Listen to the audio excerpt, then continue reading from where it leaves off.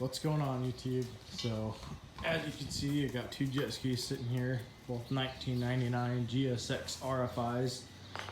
Haven't really seen a whole lot of YouTube videos about these, so hoping this will help you guys out if you're having any similar issues that I am.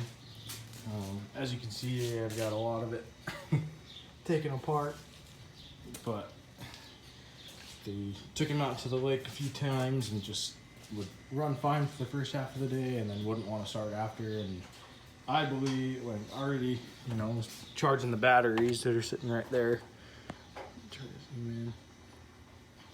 Switched out the starter solenoids, which are in this box right here. Checked all the fuses, all the relays, they're fine. The rectifier, which sits just behind this box back here. A little dark, but just take these two I believe 10mm bolts right here that the seat goes under. Pop those out, and that'll pop down. Just you can see them sitting right behind there. Yeah, replaced that. Figured that was it, not it. Stator's brand new. Batteries are, they hold a charge, just not when you try and start them all the time. So, which led me to believe that the starter, which sits right down here, bolts right down there, was just taking too much battery power, which killed the batteries, and so I need a new starter. This bad boy over here is the starter. Now, I just tested it. I left the positive power hooked up right here, and then touched the ground to right there, and nothing. So that leads me to believe that this is bad. Gonna have to order a new one of those. I will upload a video about the install, but I'll give you a quick recap of what happened when I was taking it off. So the air box, which usually sits right here, this big block thing right here, you got this cover. So this will sit in kind of just like that. You have these clips up at the top and all around here. You just pick the bottom up and pull out, and they will come off. Make sure not to lose this little rubber seal right here that keeps all the water out of it. And there's these, I'm not sure what size Allen wrench those are, maybe 4 or 5. There's 6 of those that you take off. Then this cover pops off, and you can just pop the whole thing off. And that'll give you a little room in here, depending how small your arms are. Mine a little minor area here, but I ended up taking the exhaust off because I just couldn't do it.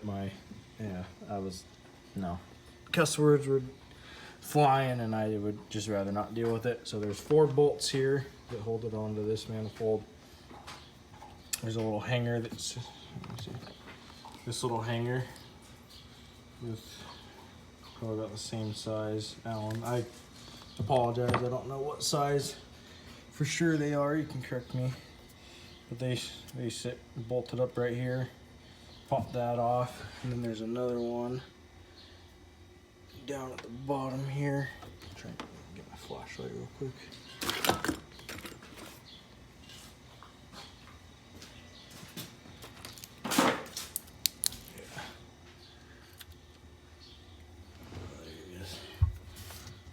Little arm you can see right there, halted on, bolt right there. Just pop that off, and then you kind of got to angle it coming this way, and it'll kind of pull up and swing out. But that's ours right there, sitting there.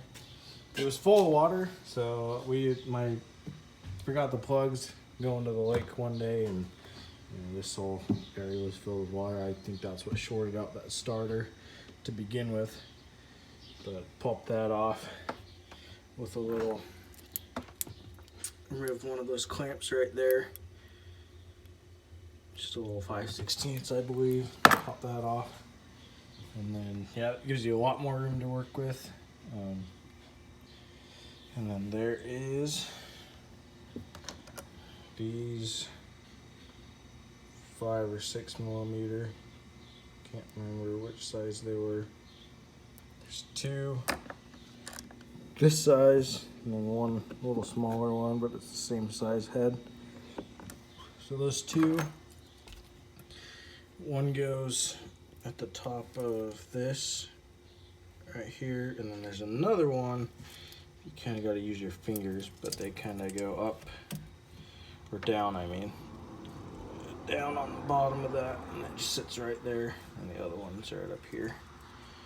So kind of a pain, but if you know, take your time, and I just had a little ratchet with that bit on it, and that kind of helped me out a little bit. And then there's another, that smaller bit goes kind of right behind this little arm there, probably about an inch or 2 just ahead of it, right where that white's flashing underneath. You take that off, and then I waited to disconnect this positive cable just because it was such a pain to try and do it while it was sitting, because it butts up right against this wall here. And yeah, hopefully that helps anybody who's having a similar issue. I'll try to post another video of it after we get the new one in, but with shipping, we'll see how long that takes.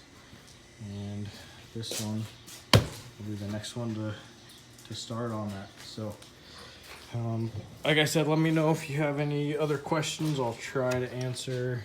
Just got them this season, so trying to not spend a whole lot of money on a mechanic, would rather do it myself. Yeah, let me know.